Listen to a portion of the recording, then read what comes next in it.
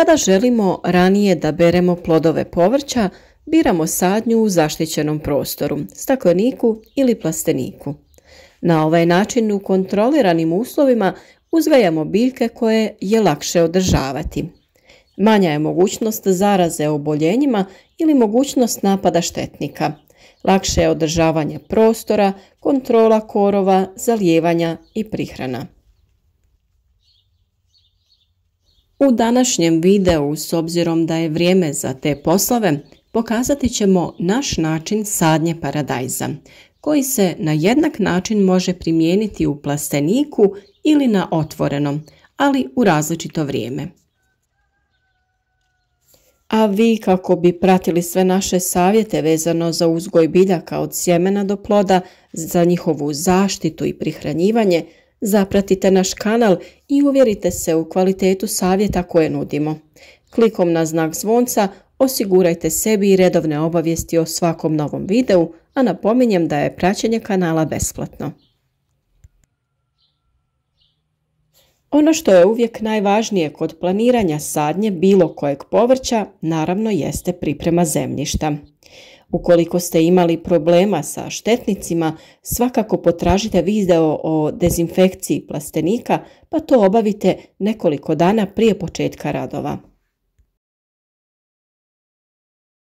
Prvo što smo mi morali uraditi jeste berba plodova zimskog uzgoja. Pobrali smo blitvu, špinat, rukolu i zelenu salatu koja je već bila skoro potrošena, te ostalo zeleno povrće, te izvadili mladi luk. Dio smo naravno spremili u zamrzivač kako bi imali dok ne dospije novo povrće u bašti, a dio smo naravno podijelili sa prijateljima.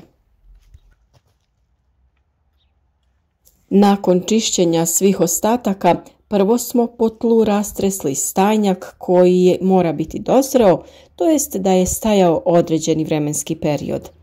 Potrebno ga je ravnomjerno rasporediti.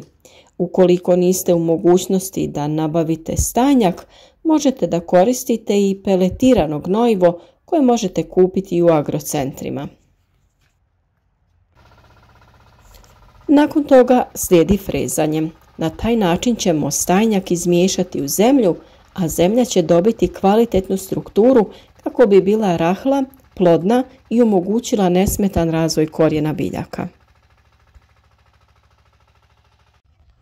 Potrebno je nakon toga oblikovati gredice. Naravno, nakon što smo razmjerili i isplanirali broj redova koje možemo smjestiti kako bi biljke imale dovoljno prostora da se pravilno razvijaju.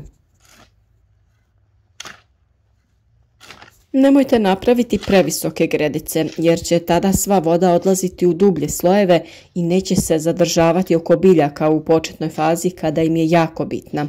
Napravite uzvišenje od nekih 10 do 15 cm kako bi napravili prolaze između redova. U plasteniku je svakako neophodno postaviti navodnjavanje kap po kap kako bi biljkama redovno mogli dodavati vodu, a na taj način po potrebi u vodu dodavati i hranjiva. O načinu postavljanja, to jest instaliranja navodnjavanja i svih potrebnih cijevi imate poseban video na našem kanalu, a postavljanje crijeva sa rupama je vrlo jednostavno. Nakon toga vrijeme je da se stave i najloni, to jest crne malč folije sa kojima ćemo prekriti tlo. Na otvorenom se mogu koristiti ovakve umjetne vrste malča, ali i one prirodne poput slame, sjena i trave koje mi redovno koristimo u našoj bašti i odlično su se pokazale. Širina folija se prilagođava širini redova koje planirate praviti i mogu se kupiti folije sa već izbušenim rupama na određeni razmak, a možete ih sami praviti po potrebi.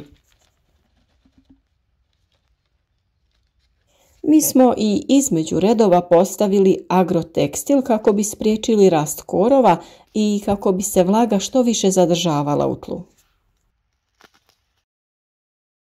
Sada bi trebalo otvoriti navodnjavanje i malo zaliti tlo ispod najlona kako bi sadnja bila lakša, a i ukoliko sami pravite rupe na najlonima, lakše ćete vidjeti gdje vam se nalazi crijevo, kako ga bušeći ne bi oštetili. A sada je i vrijeme da krenemo sa samom sadnjom.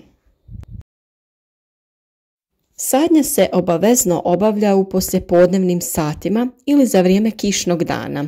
Biljkama je potrebno vrijeme da se adaptiraju, to jest prilagode, a sredina dana kada je najtoplije nikako im ne pogoduje. I često se zna dogoditi da biljke, ako se sade u to najtoplije vrijeme dana, polegnu i treba im onda nekoliko dana da se oporave. Što se tiče razmaka, 70 cm je razmak između redova paradajza, a 35 do 40 cm je razmak između biljaka u jednom redu. Sadnja paradajza se obavlja kada je on dostigao veličinu od oko 30 cm. Možete ići na cik-cak metodu ili samo stavljati biljke jednu preko puta druge. Iako je u vrtu ušteda prostora vrlo važna kako bi mogli uzgojiti veći broj različitih biljaka, ipak ukoliko imate prostora, razmak između biljaka može biti i malo veći, kako bi biljke imale dovoljno prostora da se pravilno razvijaju. Za to je vrlo važan i kvalitetan protok zraka, jer će biljke tada biti zdravije i manje podložne razvoju bolesti. Što se tiče dubine sadnje, sadimo ga do polovine njegove visine, to jest barem 15 cm treba da bude u zemlji. Paradajz će duž tog dijela stabljike pustiti korijen i na taj način bolje uzimati vodu i hranjivo iz zemlje. Napravite udubljenje u tlu, najbolje sa nekim alatom koji će vam omogućiti vađenje zemlje, te stavite sadnicu što dublje, sve do prvih listova. Stavite oko nje zemlju i pritisnite prstima da se učvrsti u tlu. Pored toga potrebno je obratiti pažnju na sprječavanje gljivičnih oboljenja, na koja je i paradajz nakon sadnje vrlo osjetljiv.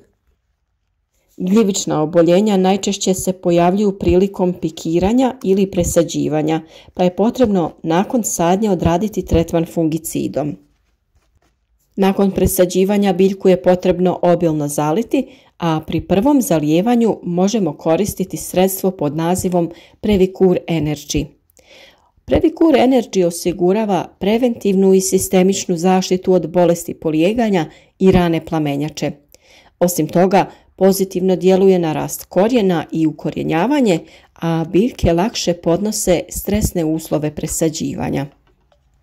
Protiv bolesti polijeganja zalijevamo biljke i zemlju oko biljke. Na 10 litara vode dodajemo 10 ml ovog sredstva. Prilikom zalijevanja voditi računa da je zemlja oko biljke već umjereno vlažna, nikako suha ili previše vlažna.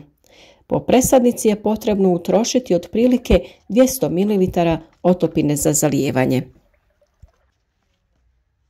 Previcur Energy se također folijarno može koristiti protiv plamenjače. Jednostavan je i siguran za primjenu, te osigurava zaštitu od svih najvažnijih bolesti mladog rasada. Nakon ovog prvog obilnog zalijevanja, narednih 5 dana ne bi trebalo vršiti zalijevanje biljaka kako bi se one što bolje ukorijenile. Ukoliko bi imale neprestan izvor vlage, one ne bi imale potrebu za razvijanjem korijena, a ovako će korijen da se širi u tlu u potrazi za vlagom. Naravno, biljke zalijte ranije ukoliko se vremenske prilike pokažu takve da se tlo isuši i da je biljci potrebna voda. Paradajz je povrće koje zahtjeva poseban način zalijevanja, pa na to treba obratiti veću pažnju, jer u slučaju pretjeranog zalijevanja može doći do pucanja plodova. Toj temi ćemo se posebno posvetiti količini vode i hranjiva koji su paradajzu potrebni. Paradajzu je potrebna pojačana gnojidba prije sadnje jer iz tla izvlači velike količine kalcija, fosfora i dušika. Velika količina tih hranjiva biljkama se osigura u početnoj prihrani tla pri obradi. No da bi se proizvele velike količine paradajza, potrebna je prihrana tla vodotopivim hranjivima. Prva prihrana se može odraditi pri sljedećem zalijevanju, kada paradajz ima veću potrebu za fosforom koji je ključni za razvoj korijena. Tada omjer NPK hranjiva treba biti 1:2:1. Rast i razvoj biljke paradajza također je uslovljen temperaturama.